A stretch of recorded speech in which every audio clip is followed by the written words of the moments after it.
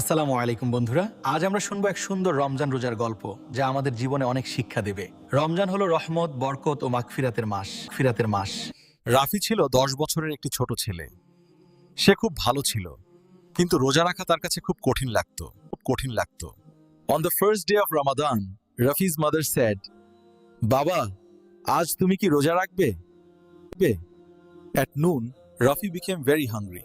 His friends were eating, playing. Rafi thought, আমি কি রোজা ভেঙে ফেলবো? বাবা, রোজা শুধু না খাওয়া নয়, রোজা আমাদের ধৈর্য শেখায়, আল্লাহকে স্মরণ করায়।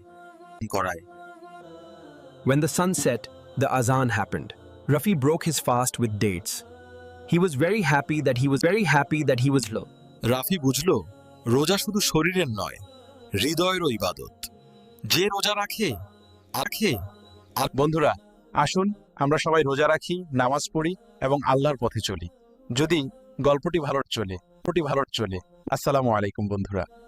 রমজান শুধু উপবাস নয়, এটি ধৈর্য, দোয়া আর আল্লাহর রহমতের মাস।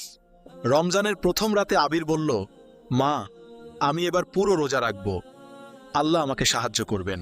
মতের মাস। Abir was a poor boy of 12 years. His father died long ago. The mother is sick, cannot work. মা, আমি এবার পুরো রোজা রাখব, আল্লাহ আমাকে সাহায্য করবেন। আল্লাহ তোমাকে জান্নাতে নেবে বাবা।